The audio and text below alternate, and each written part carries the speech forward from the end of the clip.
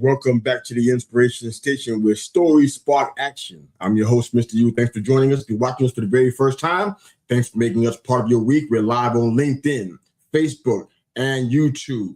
Definitely subscribe to our YouTube channel, youtube.com /They Call Me Mr. U, or find us on Apple Podcasts, or do both.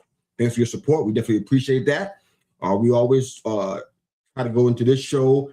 It's right out of the mind of Mr. Yusuf. We could rely to talk about anything in the course of the episode. So we're excited about the free-flowing flexibility that we have in this show. And our guests are going to definitely help us out with that. She's the award-winning author of The Undead Age and Steel City Apocalypse. A.M. Geever is in studio with us. A.M., how are you today? Good to see you. I'm great. Thank you. How are you? Fantastic. Wild morning so far, but it's a good thing. This is the life of a podcaster, which I'm sure you understand. We talk about a lot of stuff on this show, but I want to kind of get into just something that kind of sparked my interest because you're a writer, and I'm an author too. I guess I'm considered a published author, but I haven't written a book in a little while, since 96, I think it was. No, maybe 2006. So it's been a while since I had a book out. But you talk a lot about the apocalypse and post-apocalyptic kind of fiction that you write. Why did that type of work appeal to you so much when you can write about so many different things that are out there? Why that above other stuff? Sure. One of the things I like about post-apocalyptic fiction is the what if. And obviously you have that in any kind of story. But I find that in a post-apocalyptic setting, you can really make it more extreme and more challenging. You know, the challenges are only limited by what you can imagine as the writer or the creative, who's helping collaborate with the story.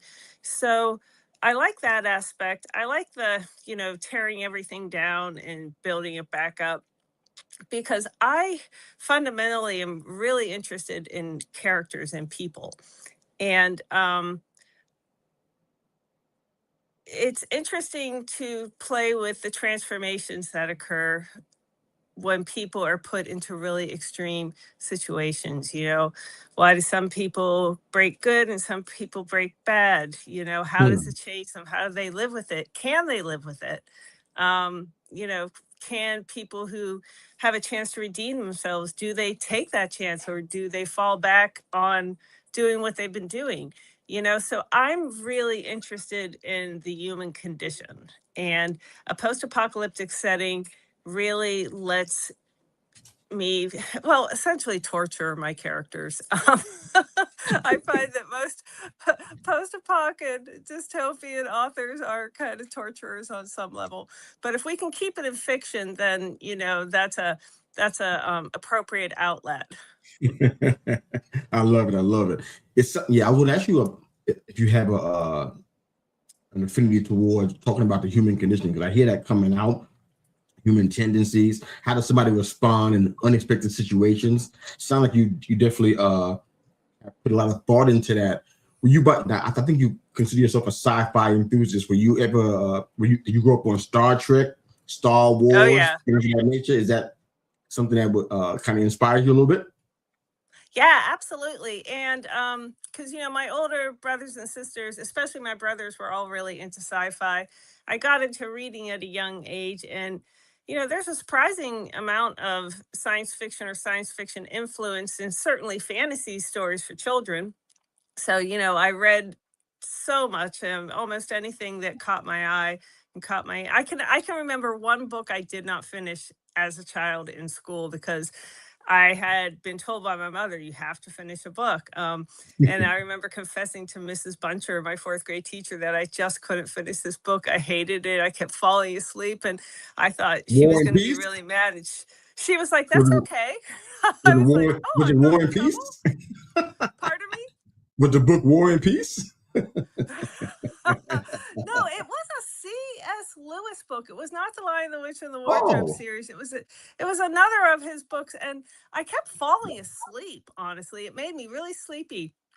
But I like this work. Yeah, but I loved Star Trek growing up. I still love Star Trek. Love Star Wars. Love all these different science fiction authors. And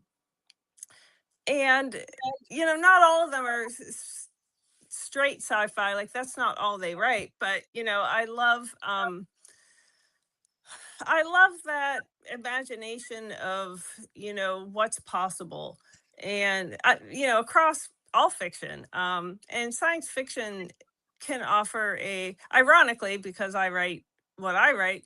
One of the things I love about Star Trek is that it's always about people trying to do better, be better. What's possible versus what is, and that's one of the reasons I love sci-fi. It just appeals to my imagination. No, I love that. That's totally fine. So, were you a fan of George Orwell's 1984? Was that a book? Oh my gosh, it was so depressing. Such a good book. But, one of my favorite books is Fahrenheit 451 by Ray Bradbury. For your listeners and viewers who aren't familiar, it's set in the future when firemen burn books. They don't put out house fires. They don't do that kind of thing. They burn books because there's a somewhat repressive government. And a lot of the things that are in that book have actually happened, like Wow. one of the ways to pacify that population, they had these big television screens that were an entire wall, and people were plugged into their devices all the time, and there were like live broadcasts of criminals being chased down. This book was written in the 50s. So and of course all of these books were completely banned because books are full of ideas, and so the main character is a fireman who has a experience that starts to make him question what he's doing. So yeah, but 1984 was so good, but that last line, the bullet ripped through his brain, oh, it was rough. Yeah, it is rough. I really believe that art imitates life. Like you said, there's some things that are written in books that we're seeing play out. I think there's some movies that we can say the same thing about. Movies like Blue Thunder comes to mind. I think it was 1981. Now that's a helicopter that can look in buildings now. It's like, okay, it's not just a movie, this is actually happening now. So art definitely imitates life.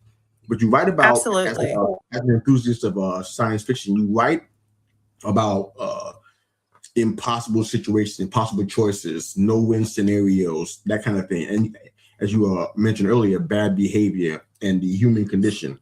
How does a human tend to go good or breaking bad? Do you have personal examples of this that have been reflected from your life, where you had to make impossible choices or been in no-win situations? Is that something that kind of you use as an inspiration for some of your work? Oh my gosh, that is such a good question that I'm totally unprepared for. This is what I do on all of our shows. This is what I do. So this is roll with it. Oh my gosh, that is so good. Impossible situation.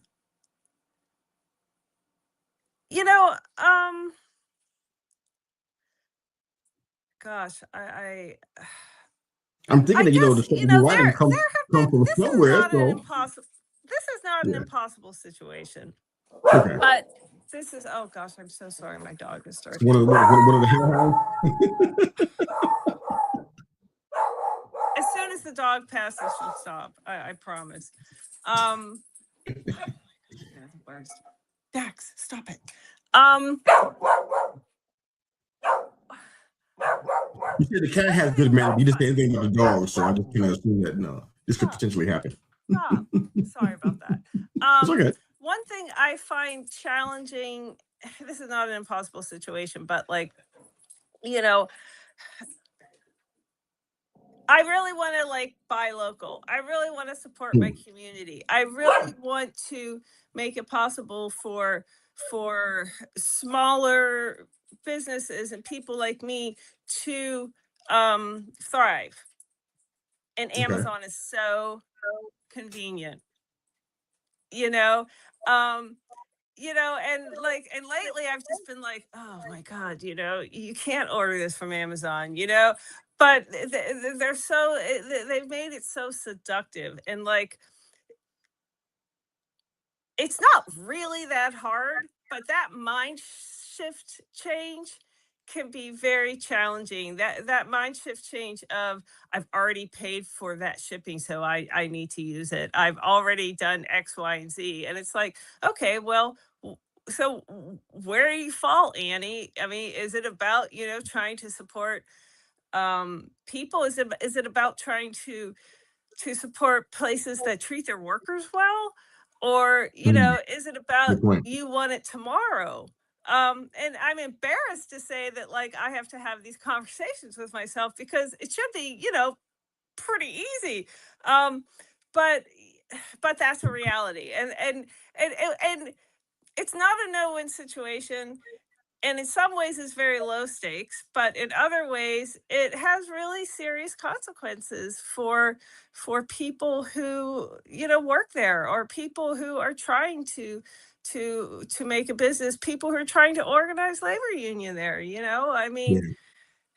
Chris Smalls, so brave, such a brave dude, and yeah, so I'm sorry, that's the best answer I've got for you. No, I mean that's fine. I don't mind asking tough questions. I mean, it brings a lot of things out. I mean, look at what just came out of that tough question. Because for me, I'm listening to what you do and why you do it, and you share about things that kind of highlight the human condition. Sometimes the worst part of us.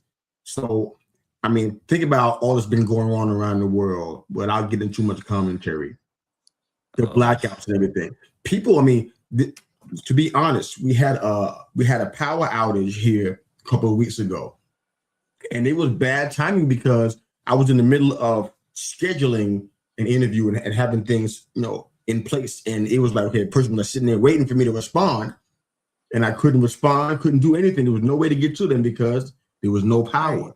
I mean, so it's frustrating. Some people get bent out of shit because their piece is late. I'm not in that category, but I mean, when you can't communicate with your wife and she's somewhere out in the city and you can't reach her, that's a little bit Right. nerve wracking. If you can't reach a client and it's time sensitive, if you don't respond in a certain amount of time, you could lose the client. Those things are nerve wracking, and Exactly. it tends to bring out some things in us to be like, wow, I didn't know that dude was in there. And it just start to come out. So when you talk about the human condition and the human tendencies, I think that this is a good thing. I want to kind of get into a little more of this. So as a writer, Sure. and I talk about this because I've been writing stuff at 6 years old. So I guess if I'm not anything else, I'm definitely a writer. Hmm. How do you deal with writer's block? Because we all, face that in different ways. Some people ignore it, act like it doesn't exist, or they just say, you know what, maybe it means this when it doesn't mean that. How do you deal with writer's block, AM? I don't think there is such a thing as writer's block for me. Ooh, I okay. read a Okay. really good book about academic writing because I worked at a university and in the faculty development department. So I dealt primarily with faculty, and we did the new faculty orientation. And every year they would get a different book. Every crop would get a different book. And the book they got this one year, which was right about the time I seriously started writing, was called How to Write a Lot. And one of the things that the guy said was, you have to choose. Do you make time to teach class? Do you make time to do research? Do you make time to do all these other parts of your job? No, you do them because they are important. And if you have to publish academic research, you have to treat it as like an integral part of your job, which is including the writing time. So he said, there's no such thing as writer's block. There's just not writing. And, Hmm. so I got a lot of, and like that has proven to be true for me. I don't want to say that that's true for other people because I don't know what it is for other people, and other people struggle in different ways. But for me, I have found that to be true, because doctors, for me to think about it in terms of, doctors don't get doctor's block, minors don't get minor's block, you know, the dude who picks up my garbage doesn't get, picking up the garbage block. People do their jobs. And so you have to make it a priority. Another thing it said in this book is that you have to set your writing time and guard it ruthlessly because That's a good point. everyone and everything will try to impinge on that time. And I have found that to be so true. Um, and So I don't find that to be true for me. Now, I do find that, having said that, when the pandemic hit, I was about 30,000 uh, words into the third book in the Undead Age trilogy. I was trucking along, and the pandemic hit, and all of a sudden, like, everything's changing. You don't really know what's happening. And I found the environment too distracting to write, and Uh, it threw me off okay. writing for a good 6 months. And it wasn't Wow. it wasn't because I didn't have the ideas, didn't know what the story was going to be. I was actually jotting down ideas and thinking about it a lot, but to sit down and write and to focus that attention when all this other stuff was going on, trying to make sure that we could take care of my elderly father without getting him sick, Oh, trying wow. to protect ourselves, like all that kind of dealing with, the politicization of something that to me seemed pretty darn straightforward. I found that so distracting that I could not settle down to write. Mm, that's deep. Uh, I really like the idea that you said that writer's block doesn't exist. I like that. I want to ask a question to kind of add or lend to that. Where do you get your inspiration from? Because even though when you're working in the creative realm, the garbage man is a little different. The person on customer service Sure. support, they're doing things a little different. It's their job, and it's so systematized, the word. Sure. Either way, it's really systematic. So they go to work and turn the computer on, and their work kind of almost makes itself. They know what they Right. have to do. They're not creating work. You and I are creatives. We have to Right. create stories and create episodes and etc. and content. Where do you get your inspiration from to do that? When you are faced with Well, what other men see as writer's block, what do you do to say, you know what? This is what I need to pull from. Do you go to the park and sit, listen to the birds? Do you watch something? Do you read a book? What do you do to get inspiration to create your stuff? well, as far as like needing a reset, sometimes I like to get outside. I like to do stuff with my dogs. I like to do something that like gets my body moving. But as far as ideas, I am either blessed or cursed with a completely overactive imagination. Like when I'm in a house by myself and it's late at night, I can't tell you how many times I have said to myself, Annie, the most scary thing in this house is your imagination. You know, that creak noise is not something scary. That's your imagination running away with you. So, I don't find ideas hard because I'm always like thinking about things. Like for as much as I find my phone a blessing and a curse, I carry that thing with me everywhere because I make voice memos all the time because I'll be thinking about some aspect of my story. And if I don't get it down somehow, I will forget it by the end. Um, so, and it's, because like I have more ideas. Sometimes people will say, and you may have encountered this, oh, I've got a great idea for a book for you. It's like I don't need that idea. I've got 3 series that I want to write, but I've got to finish what I'm working on now. Like Yeah. I've got 15 years worth of writing already, and I haven't even had the next idea. So I'm lucky in that my overactive imagination keeps me busy because it's funny. My mother was an incredibly curious person. She passed about 9 years ago. And Sorry. she was always curious about what was going on and why things were the way they were and why did people do things. And I'd kind of gotten out of touch with that until my uncle came to visit, and he's in his 90s now, and he is so curious about everything. And he was like just asking these questions and wondering about things, and it just reminded me how much my mother was like that, just how she was so curious about people and about ideas in the world. And so, I must have gotten that from her because I am curious about that.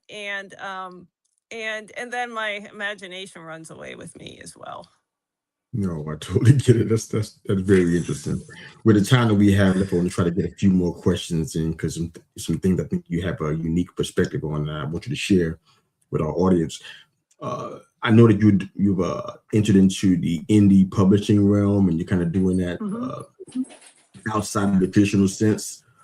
Why did you decide? It's a two-part question. Why did you decide to do it that way? And what advice do you have for somebody who wants to write and do the same?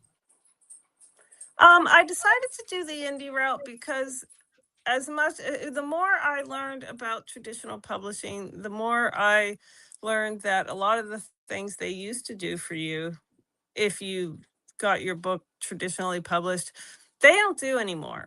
And it's been Mm, shifted to the writer. Um, wow. so, they're not going to, unless you're Stephen King, they're not setting up writing tours for you. And they're not going to be getting a big marketing budget behind you. But the Yeah. bigger reason I chose indie is because it's twofold. I didn't want to wait. Because, first if you're going to go trad, first you have to get an agent. That can take years.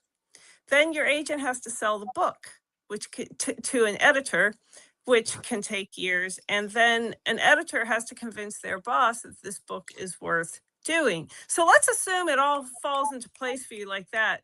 That could be 3 years before your book Mm, is out. Um, yikes. so, I was just too impatient. I'm such an impatient person.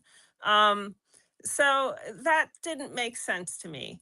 Um, and the more I got in touch with writers in the indie community, the people are so willing to share their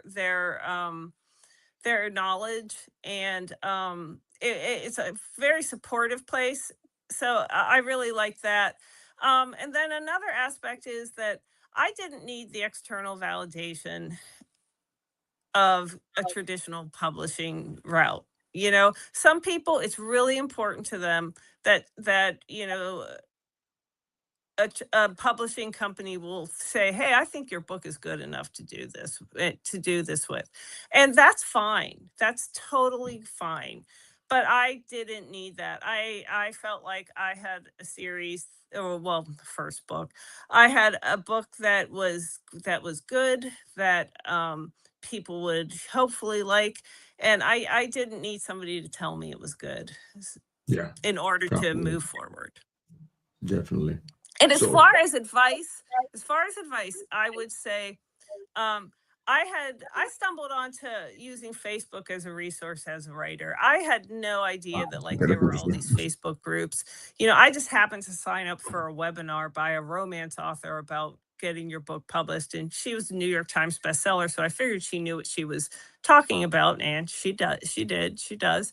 Um, but just go on Facebook and look for writers groups. You will find tons of things, or independent publishing. You will find so much, and you will learn a lot if you go into these groups and see what people are doing and ask for help, because people, we all like to talk about a learning curve. Well, when I decided to do this, I felt like it was a learning cliff. I felt like I was at the bottom of a cliff, and how am I ever going to climb it? But there were all these people who were willing to throw ropes, because I got plugged into these communities of people who were willing to share their knowledge. Thank you. I appreciate you sharing that. What's your favorite and not so favorite part of being a writer? Well, my favorite part is like coming up with the ideas and the occasions when I get to interact with readers. I do comic cons, and that's really fun because I get to meet so many people. And I have people who come back and see me. Like the first time someone said, "Oh, I came to this Comic Con to see you," I was like, looking around to see who they were talking to. I was That's amazing. flabbergasted. Um, so and that's really fun. And when people email you, so it's the readers, and it's the ideas, and it's the getting those ideas out. My least favorite part is marketing. I'm not Uh, I have no background in marketing. What I learned, I've had to learn the hard way. Things are always changing. I'd rather be writing. And I could just rather write, but if I want my books to reach people, I have to learn the best ways to help them find it. And that's not going to happen by me sitting down and doing the fun part. Definitely makes sense. Last couple of questions for you, Aim, and we'll go ahead and close out for today. So usually writers have inspiration behind what they do, people they looked up to. Who's your favorite writer?